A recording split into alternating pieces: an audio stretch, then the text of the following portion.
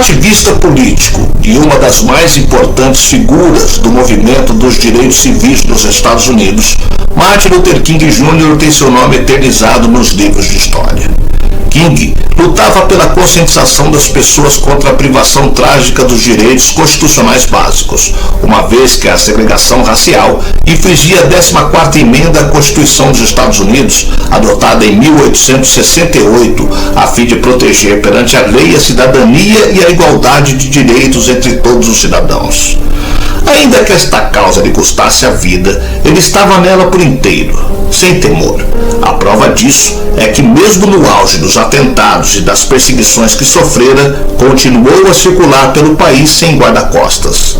Quando foi avisado de que tinha ganhado o Prêmio Nobel da Paz em 14 de outubro de 1964, Martin Luther King Jr. estava sob o efeito de tranquilizantes, sozinho no quarto de hospital em Atlanta.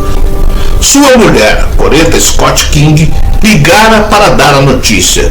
Logo depois, o quarto foi invadido por fotógrafos.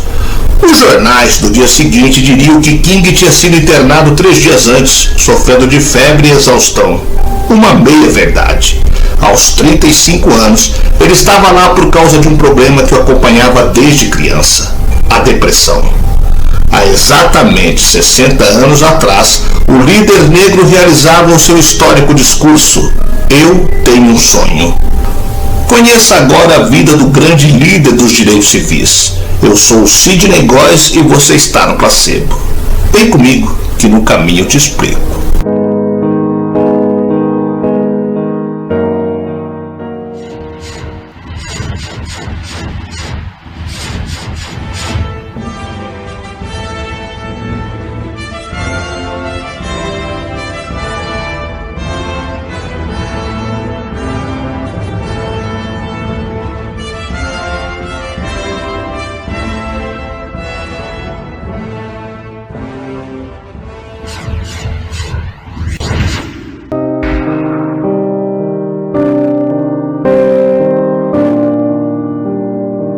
A imagem de King que se eternizou é a do pastor, líder político e pacifista que lutou pela igualdade entre negros e brancos nos Estados Unidos.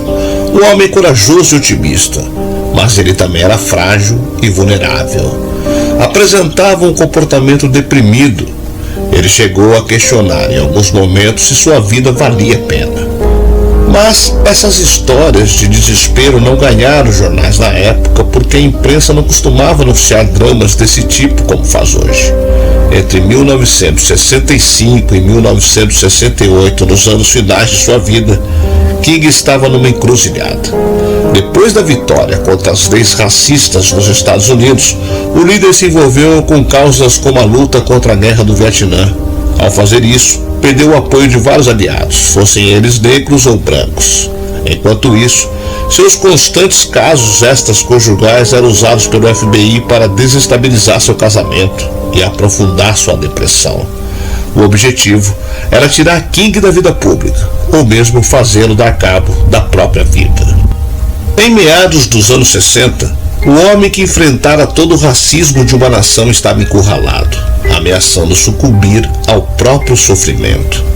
Nascida em 15 de janeiro de 1929 em Atlanta, no estado da Geórgia, King vivia com os pais, os irmãos e a avó materna. Quando o menino tinha 5 anos, sua avó sofreu um desmaio em casa. King não suportou a ideia de que ela pudesse ter morrido. Subiu as escadas correndo e se jogou por uma janela do 2º andar. Sua mãe, Alberta, o encontrou no quintal estatelado no chão. O pequeno King só abriu os olhos depois que disseram que Jenny, a avó, estava bem. A cena se repetiria 7 anos depois, em maio de 1941. Ao saber que sua avó tinha sofrido um ataque cardíaco, voltou correndo para casa e encontrou a família chorando. King se jogou pela mesma janela, sobrevivendo de novo, mas dessa vez a avó estava morta. O menino passou diversas noites em claro, chorando sem parar. O lado depressivo do garoto contrastava com as boas condições de sua família. Martin Luther King, pai, pastor da Igreja Batista, era o negro mais bem pago de Atlanta. Nascido Michael, ele trocara o nome para Martin Luther em 1935, homenageando o fundador do protestantismo. A mudança se estendeu ao filho, que acabaria herdando também a vocação religiosa.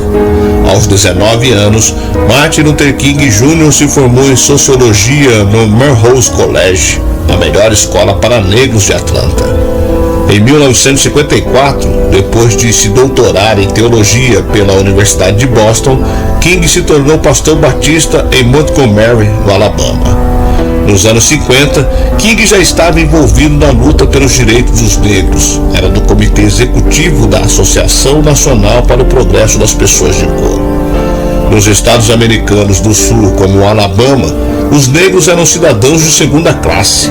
Não podiam votar, eram proibidos de entrar em certos clubes, lojas e igrejas. E no transporte público, tinham que dar preferência aos brancos.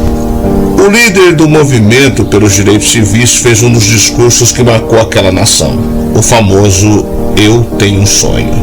Esse discurso ocorreu durante o que foi chamado de Marcha sobre Washington e reuniu milhares de pessoas na capital americana, a maioria afro-americanos, sob o slogan "Emprego, Justiça e Paz".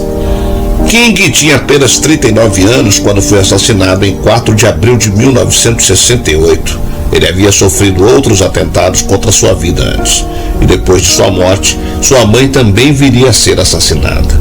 Ele passou cerca de 13 anos fazendo campanha pelos direitos civis e pela igualdade racial, período no qual foi preso 30 vezes, principalmente por pequenos crimes e também por liderar protestos.